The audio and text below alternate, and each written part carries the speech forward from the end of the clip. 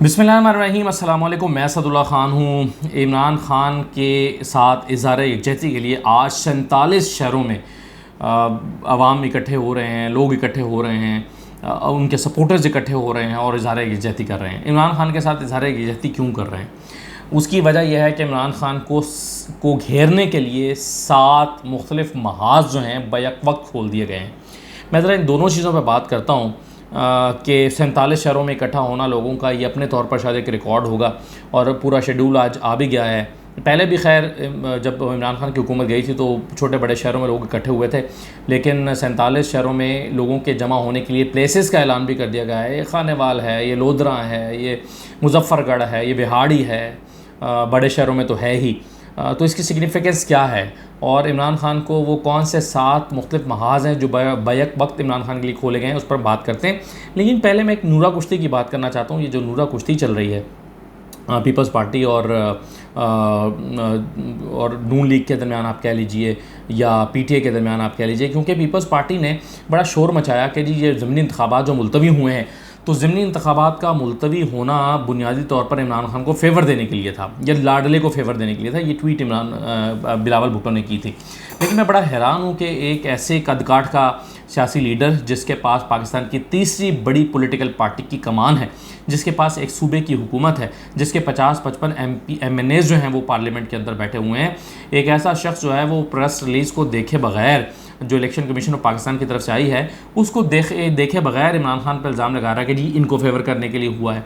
हालांकि इस press release में लिखा है कि ये वफाकी हुकूमत या वजारत दाखिला के जवाब की रोशनी में इसको इन इंतखाबात को कैंसिल किया गया है। इसमें लिखा हुआ है कि इलेक्शन कमीशन ने मौखा 23 अगस्त 2022 को वजारत दाखिला को ज़मीनी इंतखाबात के पुराने इंतखाबात के लिए पाक फ़ौज, रेंजर्स और कांस्टेबलरी की खदमात तलब की थी ताकि पुराने इंतखाबात के इनेकाद को यकीनी बनाया जाए। लेकिन ताहाल मज़कूरा बाला कौमी एमरजेंसी की वजह से इलेक्शन के इनेकाद के लिए उनकी तैनाती की यकीनदहानी नहीं करवाई गई। और फिर आगे लिखा है कि मज़ीद इलेक्शन कमीशन को वजारत दाखिला ने जो फीडबैक दिया है उसमें कहा गया है कि पाक आर्मी, रेंजर्स और FC मुल्क में सैलाब ज़दगान की इमदादी कार्रवाइयों, अंदरूनी सिक्योरिटी और दहशतगर्दी की कार्रवाइयों की रोकथाम में मसरूफ़ हैं, इसलिए ये सिक्योरिटी नहीं दी जा सकती। ये नहीं दी जा सकती जिसकी वजह से फिर किया यह गया कि ये इन इलेक्शन को मुलतवी कर दिया गया। तो ये सवाल तो बिलावल भुट्टो को जाकर वजारत दाखिला से, राना सनाउल्लाह से पूछना चाहिए कि जनाब ये 3 हल्के जो आपने 11 तारीख को 3 हल्कों में इलेक्शन था वो 3 तो होने दें, उसमें कौन सी इतनी सिक्योरिटी चाहिए जो पूरी सैलाब में लगी हुई है।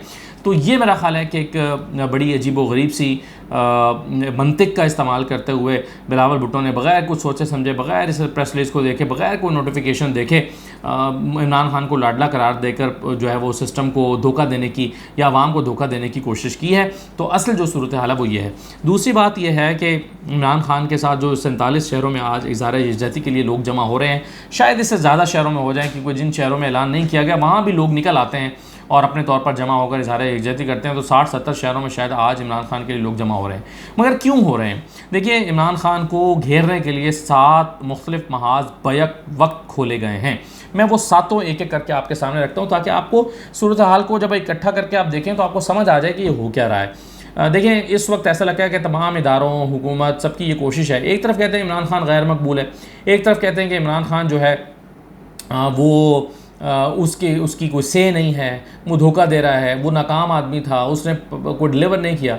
तो फिर आप उसको नॉकआउट करने के लिए, इलेक्शन से बाहर करने के लिए इतना ज़ोर क्यों लगा रहे हैं? अब देखिए 7 मुख्तलिफ महाज़ कौन से हैं। देखिए, सबसे पहले तो इमरान ख़ान के ऊपर तौहीन अदालत का जो मुकदमा चल रहा है, जिसमें उनकी वजाहत को कबूल नहीं किया गया, बात करने का मौका भी नहीं दिया गया, लेकिन वकीलों के ज़रिए से बहरहाल वो कहते हैं कि जी बात करने का मौका नहीं दिया। वकीलों ने अपना पॉइंट ऑफ व्यू तफसील से अदालत को समझाया, लेकिन अदालत ने वो बात रद्द करते हुए, दलाइल रद्द करते हुए 22 सितंबर को फ़र्द जुर्म आयद करने के लिए बुला लिया है।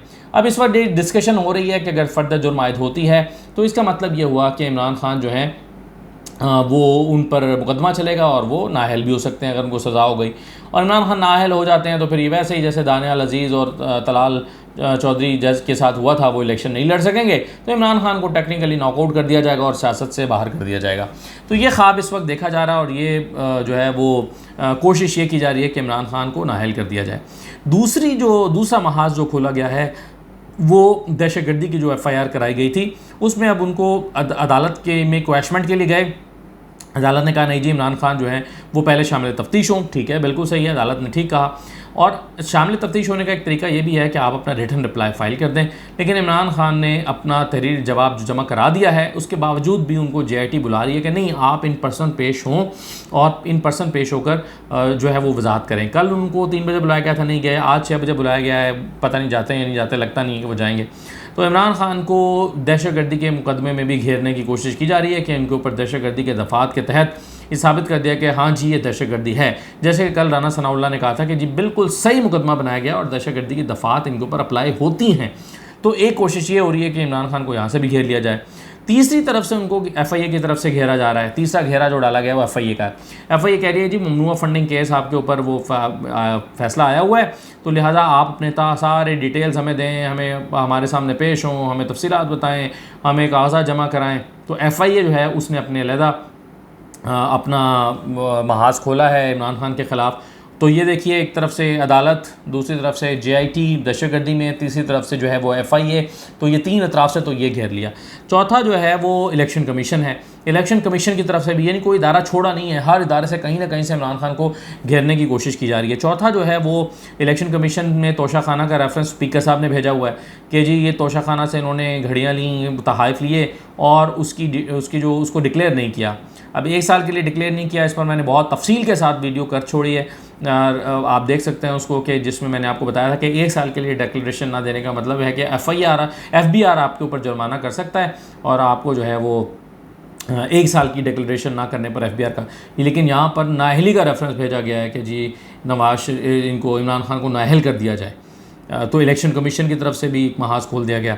उसके बाद कुछ सियासी जो है वो महाज भी इमरान खान के ख़िलाफ़ खोले गए हैं। मिसाल के तौर पे पंजाब में नकब लगाने की कोशिश हो रही है।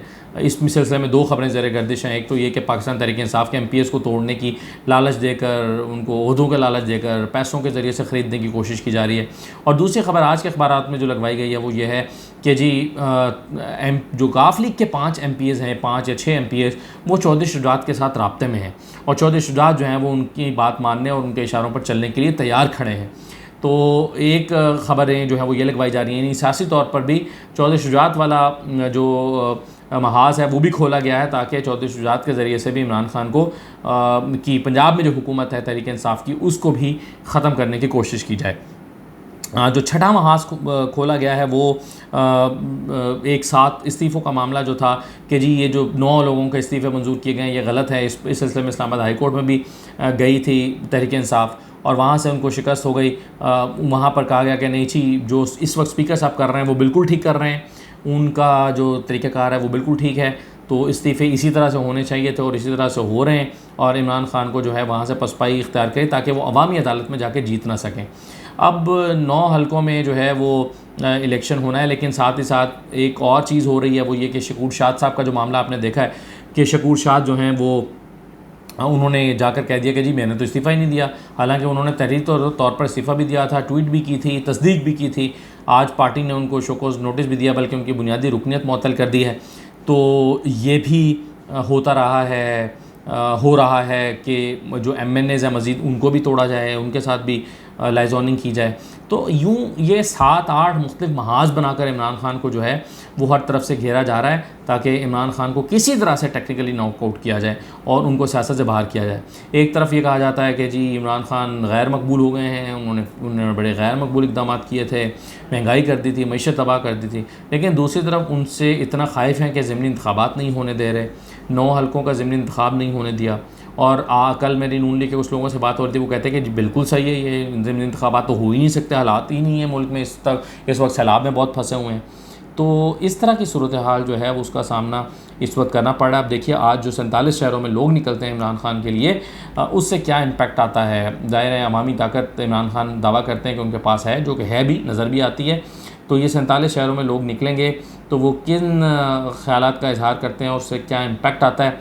उसके बाद भी खैर बहुत सारे लोग ऐसे होंगे जो कहते रहेंगे जी खाली था, कुछ नहीं था, कुर्सियाँ खाली पड़ी थी, लोग आए नहीं थे, लोग निकले नहीं थे।